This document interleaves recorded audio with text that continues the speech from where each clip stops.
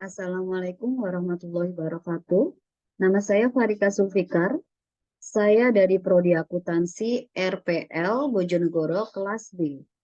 Di sini saya akan mempresentasikan proposal skripsi saya. Judulnya yaitu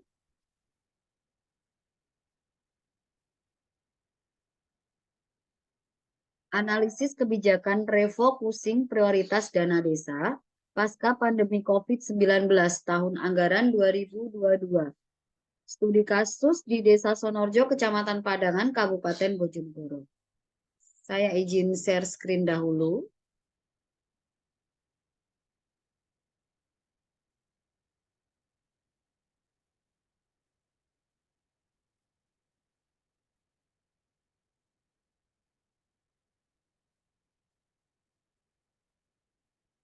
Dalam analisis kebijakan refocusing prioritas dana desa pasca pandemi COVID-19 tahun anggaran 2022, latar belakangnya yaitu adanya prioritas dana desa di tahun anggaran 2022 yang menyebabkan perubahan proporsi pembangunan di Desa Sonorjo, Kecamatan Padangan, Kabupaten Bojonegoro. Jadi karena adanya prioritas ini, untuk alokasi dana desa itu jadi berbeda dari tahun-tahun sebelumnya. Tidak sepenuhnya untuk pencegahan COVID, tetapi juga belum bisa sepenuhnya dalam pembangunan desa. Jadi ini proporsinya masih ada penanganan COVID, tetapi juga belum bisa sepenuhnya di pembangunan desa. Kemudian selanjutnya yaitu kita masuk di permasalahan. Permasalahannya yaitu dampak kesejahteraan masyarakat dengan adanya refocusing prioritas penggunaan dana desa pasca pandemi COVID-19 tahun anggaran 2022. Ini mengakibatkan terhambatnya pembangunan infrastruktur desa. Yaitu solusinya yaitu membagi dengan tepat dalam pengalokasian di bidang pembangunan secara fisik maupun bantuan masyarakat. Jadi ini harus karena ada perbedaan proporsi yang sudah diatur oleh pemerintah pusat sehingga pemerintah desa memikirkan bagaimana bisa terbagi merata di setiap proporsi alokasi dana desa tersebut. Rumusan masalahnya yaitu bagaimana refocusing dana desa di Desa Sonorjo, Kecamatan Padangan dilakukan. Tujuan penelitiannya untuk mengetahui efektivitas prioritas penggunaan dana desa tahun anggaran 2022 setelah mengalami refocusing dana desa.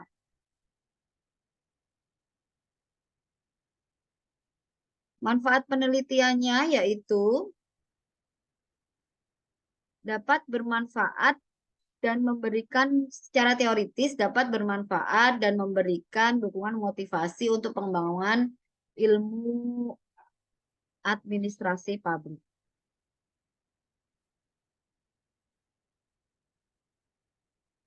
Kemudian maksudnya di sini yaitu pengembangan ilmu administrasi pabrik dan juga termasuk di sini ilmu akuntansi karena nanti ada perbedaan proporsi ada perbedaan proporsinya ya dalam pembagian dana desa tersebut. Secara praktis bagi masyarakat menambah pengetahuan manfaat refocusing dana desa bagi masyarakat desa, bagi instansi sebagai laporan transparansi keuangan di tiap bidang belanja pemerintah Desa Sonorjo, Kecamatan Padangan, Kabupaten Bojonegoro di tahun anggaran 2022. Bagi mahasiswa untuk mengetahui pengaruh dari adanya refocusing dana desa ini di tahun 2022 khususnya bagi universitas sebagai referensi peneliti lain dan untuk melengkapi kajian-kajian peneliti lain. Jadi di sini secara teoritis juga akan membantu pemerintah desa untuk memotivasi dalam transparansi anggaran, dalam transparansi anggaran, dalam cara penyusunan apabila ada keadaan mendesak seperti itu. Kemudian kajian teori ini diambil dari Bernardus Luankali dalam bukunya Analisis Kebijakan Publik. Dalam proses pengambilan keputusan mengungkapkan bahwa analisis didefinisikan sebagai penyerapan, pengkajian, serta penggunaan informasi guna membuat kesimpulan. Ada juga dari Undang-Undang Nomor 6 Tahun 2014 yang mengatur tentang desa, yaitu desa dan desa adat atau yang disebut dengan nama lain, selanjutnya disebut desa, adalah masyarakat hukum yang memiliki batas wilayah yang berwenang untuk mengatur dan mengurus urusan pemerintahan, kepentingan masyarakat setempat, berdasarkan prakarsa masyarakat, hak asal-usul dan atau hak tradisional yang diakui dan dihormati dalam sistem pemerintahan Negara Kesatuan Republik Indonesia. Kemudian ada juga diambil dari Perpres nomor 104 tahun 2021 pada pasal 5 ayat 4 penggunaan dana desa tahun 2022 diatur penggunaannya sebagai berikut. Program perlindungan sosial berupa bantuan langsung tunai desa atau BLTDD paling sedikit 40%. Kemudian ada program ketahanan pangan dan hewani paling sedikit 20%. Ada juga dukungan pendanaan penanganan coronavirus disease 2019 atau COVID-19 paling sedikit 8% dari alokasi dana desa setiap desa dan program sektor prioritas lainnya. Jadi di sini prioritas yang paling besar itu ditujukan pada BLTDD, bantuan langsung tunai desa.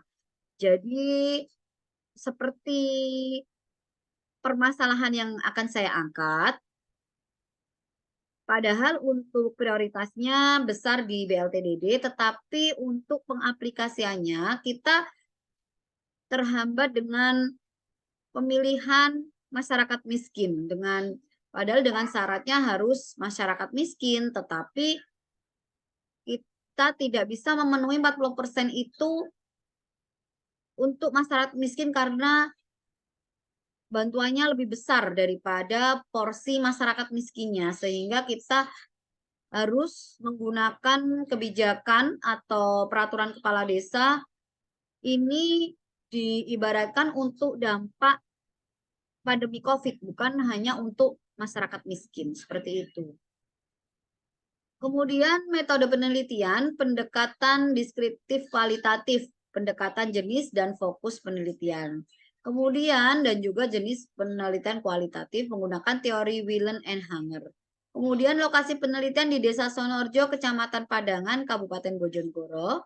Analisis data terbagi menjadi reduksi data, data reduction, penyajian data, data display, penarikan kesimpulan atau verifikasi, atau conclusion drawing verification. Sumber data, data primer, data sekunder. Teknik pengumpulan data, data primer dengan wawancara dan observasi, data sekunder dokumentasi. Wawancara ini rencana akan saya lakukan dengan kepala desa sebagai penanggung jawab desa, kemudian dengan sekretaris desa sebagai verifikator, kemudian ada 2 sampling masyarakat sebagai penerima BLT atau bantuan langsung tunai dana desa. Instrumen penelitian menggunakan metode kualitatif. Dari penjelasan saya, ini yang akan menjadi dasar dari skripsi saya. Proposal untuk dasar skripsi saya sudah saya jelaskan. Bila sudah cukup, di sini nanti akan diteruskan dengan pembahasan dan juga kesimpulan dari skripsi saya. Semoga bermanfaat. Saya akhiri. Wassalamualaikum warahmatullahi wabarakatuh.